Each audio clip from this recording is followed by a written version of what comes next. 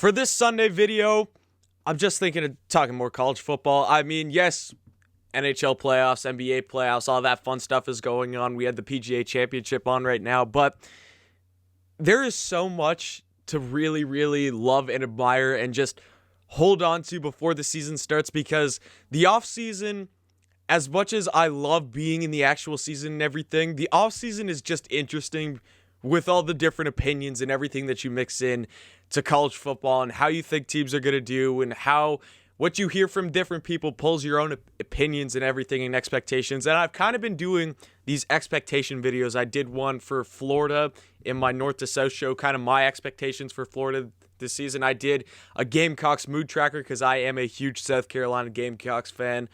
So I did kind of my expectations and where I'm kind of feeling about them. And I want to do the same about Oklahoma. I know I'm a big SEC fan. I love a bunch of SEC teams. Obviously, I said that South Carolina is my favorite team. But even if you're an Oklahoma fan, just hearing that I'm an SEC fan, you might have clicked off this video already because you're like, I don't want to hear from some SEC fan about his expectations for Oklahoma. But I think Oklahoma, at least in my opinion, is the most intriguing team in all of college football this season in terms of they have the capability to win a national championship easy, in my opinion. They also have a possibility to not even make the college football playoff, and that's what I'm going to kind of go into in this video, what my expectations and what I'm feeling about Oklahoma going into the season. So let's get right into it. Again, I know I've already done a 2021 Oklahoma predictions video, which you could go watch that, click that little notification up there to go check that out. By the way, Oklahoma fans, tons of support on that, so thank you very much for that. I appreciate it. But in this video, I just want to talk about where I'm feeling about Oklahoma, because it's a bit different than predictions, because that's going like game by game and stuff and projecting their record. If I had to bet on one thing happening and one thing only, I can't give a range to you guys. I can't say Oklahoma will win 10 to 12 games. I can't say that in this video. I'm just going to give one expectation of how I really, really feel about Oklahoma in this video. So let's talk about their schedule. I think that that's one thing that's really, really appealing to the Sooners and really, really favorable to the Sooners this season compared to some other big-name teams. Of course, I'm talking about Clemson and Georgia because obviously they play first game of the season. I think that game is huge for whoever comes out of it as the winner, but whoever comes out of it as the loser, especially if I think it's Clemson, it will really, really hinder their playoff chances. And again, that's just my opinion. But Oklahoma kind of eases into the schedule. Again, they don't have that massive out-of-conference opponent that is a Power 5 team early on in the schedule. I'm pretty sure they were supposed to play Tennessee last year. Now, Tennessee wasn't a great team, but I think still draws more attention to, Oklahoma's playing Tennessee. I think it's just more of a name thing, but you don't really get that for the first couple games with Oklahoma. The first game, you actually travel. You're on the road. You go to Tulane, which is going to be in New Orleans. Again, Tulane, Group of 5 team. I think Oklahoma has that easy, and then they get Western Carolina at home. So I think that that's a favorable thing for Oklahoma this season, that they get two weaker opponents to start it off, get settled in and everything. Then you get your first Big 12 game going Nebraska at home. Then you got West Virginia at home, at Kansas State. If Oklahoma wants to win the national championship this year or make the playoffs, you have to beat Kansas State. I know it's been a struggle the last couple of years, and I expect Oklahoma to win this game, but man, oh man, if they lose again to Kansas State, minds will be blown. Minds will be blown. And then you got the Red River Showdown, Texas versus Oklahoma. That is obviously in Dallas. TCU at home, at Kansas, Texas Tech at home, then you go to Baylor, Iowa State at home, and then you go to Oklahoma State. In my opinion, just looking at this, your toughest stretch is probably going to be your last 3 games, and I think that's a bad thing, because I think that's a good thing, because you're going to really, really know what this team is and where your strengths are and everything like that by the end of the season. I think after you get off that bye week at Baylor, I don't think Baylor's going to be the strongest of teams this year. Again, they're consistent. They've been consistently decent the last couple seasons, especially a couple years ago when they did make the Big 12 championship. But you go to Waco. I'm never going to say that going on the road is an easy thing. So you go on the road. I think the biggest win of this whole schedule is getting Iowa State at home in Oklahoma. Obviously, you go there last year and you drop the game to Iowa State. But I think getting Iowa State at home this season for Oklahoma is absolutely huge. You go to Oklahoma State to finish off the season and obviously your rivalry game. But in all honesty, I don't think Oklahoma State is anything special this year. Yes, I don't want to call any games that is a rivalry game and everything like that, especially when you had to travel on the road. But I think that should be a win for Oklahoma. So I think a huge win is getting Iowa State at home. You're always going to have Texas in a neutral site. And then even getting like Nebraska at home, I think is a really, really good sign. The only one that kind of concerns me, if I had to say one away game that kind of concerns me, I'm going to go with, it has to be Baylor. Like, I'm looking, Kansas doesn't scare me. I guess maybe Kansas State because they've beat you the last couple of years. I don't think at Tulane scares me. You have a really, really good home slate of games here. So I guess Oklahoma State is the one that's going to scare me. I forgot about them, even though we just talked about it. But I think the home slate for Oklahoma is really, really favorable. Again, you always get Texas in a neutral site. Nothing ever changes with that. And you get the best team that you're going to play probably all season, which I think will be Iowa State. It's definitely going to be Iowa State or Texas, in my opinion. You get Iowa State at home, which I think is a huge win. Now, just taking a look at this roster again, man.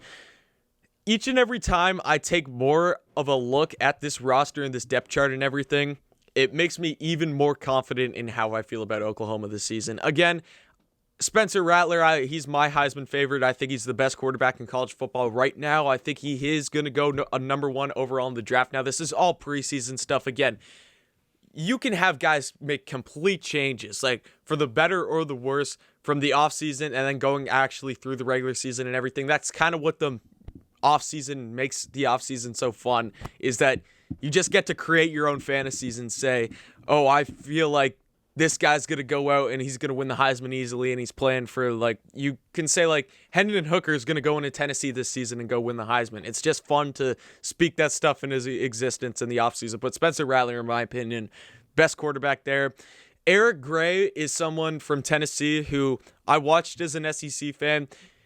Very, very excited to see what he can do at Oklahoma, because he is very talented in the rushing game, and not only the rushing game, but the receiving game too. Eric Gray is going to be very, very dangerous for Oklahoma next season. And then you also got Kennedy Brooks in the backfield. I really, really like this receiving core with Weiss Hasselwood and, of course, Marvin Mims, who is one of the best wide receivers in all of college football, had one of the best seasons in all of college football last season as a freshman for Oklahoma. So completely over the moon about him. And then another transfer, Wanya Morris. I feel like Oklahoma might have won the transfer portal. There's a bunch of teams. You could say Alabama maybe did. You could say Florida State did. Florida State obviously getting Mackenzie Milton, but then they got, I think, a bunch of other really, really good guys. A couple of my South Carolina guys I know went there, Jamie Robinson and Keir Thomas. But I think Oklahoma hit the transfer portal really, really hard and really, really well this season. So Oklahoma offensively, I think that there should be no problem, especially watching them last season, towards the end of the season, obviously that is, because the beginning of the season was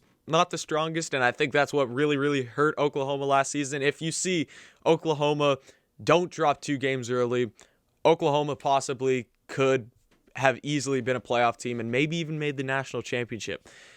Them against Ohio State last season would have been interesting if it was towards the end of the season. And then the defense. I think the defense is why people aren't going to be high on Oklahoma, because it just is weird to talk about. I know it's a stereotype, and it's true. I believed it for so long, and I still kind of believe it, that Big 12 defenses are trash for the most part. But I really, really, really like this Oklahoma defense this season. Like, they are legit. They do play in the Big 12. The Big 12 isn't known for defenses, but this isn't a Big 12 defense at all. Nick Bonito is obviously the guy that I'm super high on this defense, just because he's going to be one of the best defensive players in all of college football next season. I think the D-line is really good with Thomas Winfrey and then Coe, the transfer.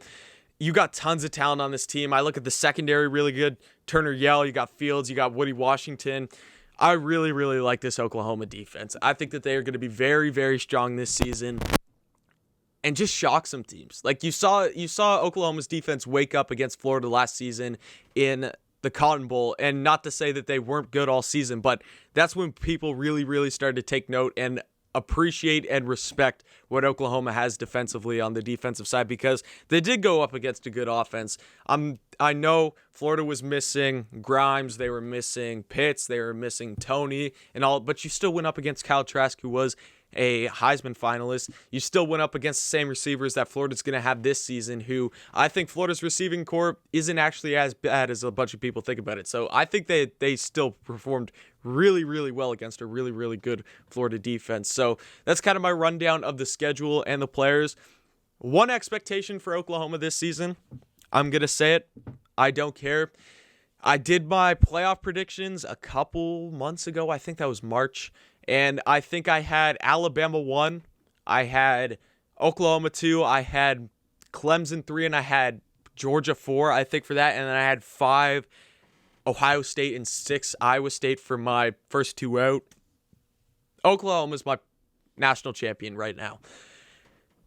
As an SEC fan, I think that we will be truly blessed and truly treated if we get an Alabama-Oklahoma national championship game. I honestly believe that could be the best national championship game that we've seen in the playoff era to this point. Again, you're obviously talking about the Georgia and the Alabama game because that one was really good, but that was a defensive showdown. If you get these two offenses up against each other and you still got lots of defensive talent for both teams, I think that we are going to be truly blessed if we get Oklahoma and Alabama as a national championship game. But I'm going to say it. I don't care. If I had to give one expectation, my singular expectation for Oklahoma this season is that Lincoln Riley will come home with the national championship to Norman, Oklahoma. That's my expectation for Oklahoma. I mean, the offense is there. You got the right guys in the right places on both sides of the ball. The schedule is really, really favorable. You don't get any really, really tough matchups until about halfway through the season when you first play Texas, in my opinion. That's going to be your first true test of what this team is made of. And they're going to make the playoff. All you got to do is win out the Big 12. I don't think it's that hard for them. I think the schedule is there. Again, even one loss, you could still make it in. And then in the playoffs, you're probably going to get Clemson or Georgia first game. Again, that would be an amazing rematch. I'd love to see Oklahoma and Georgia in the semifinal again. And then go Alabama, Clemson. I know I'm kind of leaving out Ohio State, but Ohio State could also be thrown in there. But that's my one expectation. I don't need to ramble on about more of it. Oklahoma is my national championship at this point in time. So thank you guys for tuning in. I appreciate it. Like down below. Comment what your expectation of Oklahoma is going to be next season. Thank you for watching, and definitely come back next time.